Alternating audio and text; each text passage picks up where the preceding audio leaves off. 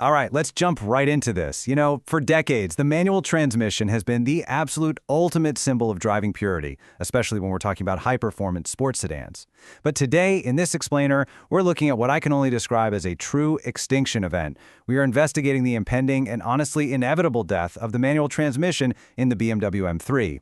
It is a wildly fascinating story packed with mechanical limitations, brutal new environmental regulations, and some seriously sky-high collector market economics. To really understand where we're going with this, we first have to look at where the leadership actually stands right now. Frank Van Meel, the CEO of BMW M, has bluntly acknowledged the engineering reality. He basically said, the manual doesn't really make sense. And honestly, from a pure performance and efficiency standpoint, he's right. Modern automatics are just faster, and they can handle significantly more power. But that brings us to a massive, multi-million-dollar contradiction.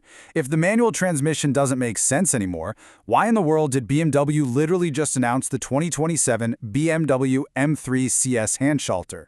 This thing is a North American exclusive. It's a highly specialized, incredibly limited production machine that completely defies modern automotive logic. Seriously, why build the ultimate manual right at the very end of the era? Section 1. The Anomaly. The M3 CS Handschalter. This bespoke machine intentionally compromises absolute track times just to prioritize raw, analog driver emotion. It's got a highly specific tune on its S58 engine. Now, the Handschalter produces an impressive 473 horsepower, but its torque is strictly capped at 406 pound-feet. It does compensate for this with some immense weight savings, though. It's about 75 pounds lighter than the base M3, thanks to a ton of carbon fiber and a ridiculously light 8-pound titanium exhaust system. It also sits 6 millimeters lower and features track-honed suspension geometry. But we gotta ask, why that strict 406 pound-feet torque cap? Well, that leads us to suspect 1, mechanical limits.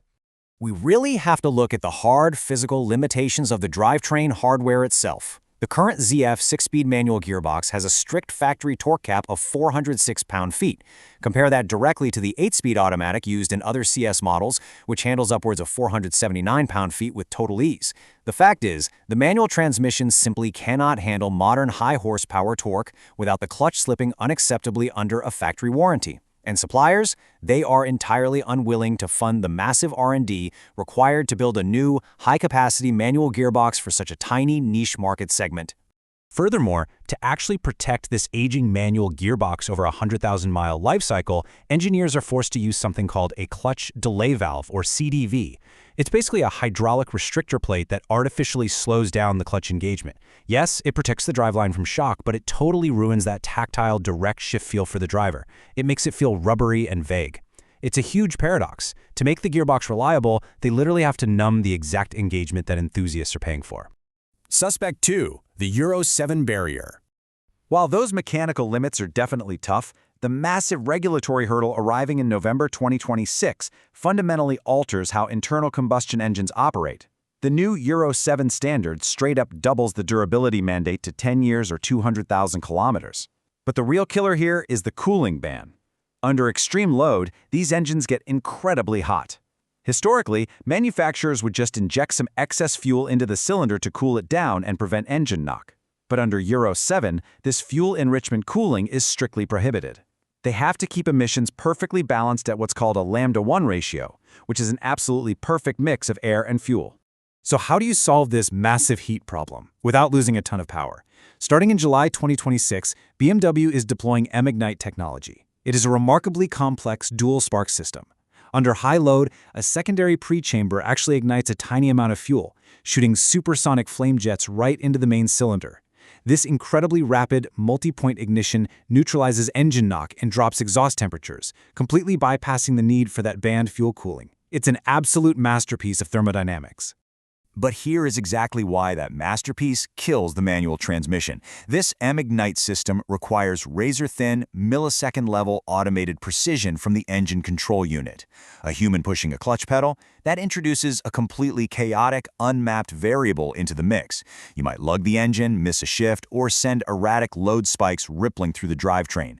A manual is simply way too unpredictable to maintain the highly volatile operating windows required by Euro 7. Suspect 3. The hybridization problem. The next generation G84 M3 won't even start production until July 2028, and it's going to be shifting to a 48-volt mild hybrid architecture. This system relies heavily on an integrated starter generator, or ISG. This unit manages seamless start/stop functionality, provides instantaneous torque fill to mask turbo lag, and captures kinetic energy through regenerative braking. An automatic transmission integrates with these algorithmic functions flawlessly, communicating perfectly with the electric motor. But a manual transmission creates what engineers refer to as a torque hole. It's a complete interruption of mechanical power delivery that happens every single time the human driver depresses the clutch. This random torque hole absolutely destroys the seamless closed-loop systems required for regenerative braking and efficient torque fill. It is exceptionally difficult and wildly expensive to try and program around human unpredictability, especially for such a niche market segment. The verdict: calculating the odds. Let's actually calculate the ultimate mathematical odds on whether a manual transmission could possibly survive into the G84 generation. If we look at the probabilities based on three major factors. First, global market demand. We'll give a highly optimistic 15% probability that the demand actually justifies the development cost. Second, supplier feasibility. Executives have already confirmed third parties won't build a new high-torque manual, so let's assign that a generous 5% chance. Finally, the technical feasibility of mating a chaotic human clutch to Euro 7 pre-chamber ignition and hybrid systems, we're giving that a 1% chance. When you multiply those highly optimistic, yet totally dependent probabilities together, you get this final number, 0.0075%. That negligible, tiny probability definitively proves the alternative hypothesis. The mechanical, regulatory, and hybrid barriers are simply insurmountable. The manual transmission is practically and effectively dead after this current generation. The payout: market economics. So, what happens to the value of a car when an iconic piece of engineering definitively dies? Well, there is a massive manual transmission premium in the collector market. Take the 2018 F80 M3 CS. It was an automatic-only limited edition, and it suffered massive depreciation, dropping from an MSRP of over $100,000 down to around $60,000. But the manual anomalies, they follow a completely different trajectory. The 2020 manual M2 CS retained and actually exceeded its original value. And the 2011 1M Coupe, a strictly manual-only special, nearly doubled in value. It jumped from an original $47,000 to well over $84,000 today. The 2027 Handschalter is stepping right into that exact same appreciating territory because it possesses three ultimate collector assets. First, terminal lineage. It is the definitive, absolute end of a 40-year analog chapter. Second, geographic scarcity. It is locked strictly to North America, completely starving the rest of the global market. And third, bespoke engineering. It's packed with track-focused CSL components and immense carbon fiber detailing. Because it's the final artifact, we project a very aggressive 10-year valuation curve. By year one, in 2027, initial hype and inevitable dealer markups will push that $107,000 MSRP up to somewhere between $130,000 and $150,000. Between 2028 and 2030, when the new automatic-only hybrid G84 is officially out, panic buying will set in, cementing its unicorn status. And by 2037, as the automotive world becomes overwhelmingly electrified, this absolute zenith of the internal combustion manual sedan is projected to easily surpass $170,000 in compounding appreciation. Which leaves us with this final, rather provocative thought.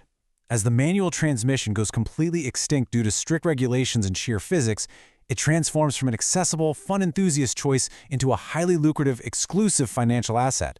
So I have to ask, is preserving that raw, analog driving emotion really worth a skyrocketing $170,000 financial barrier to entry? It seems the absolute peak of driving purity might now be priced completely out of reach for the very enthusiasts who championed it all along. Thanks for joining me on this explainer. I hope you found all this data as fascinating as I did.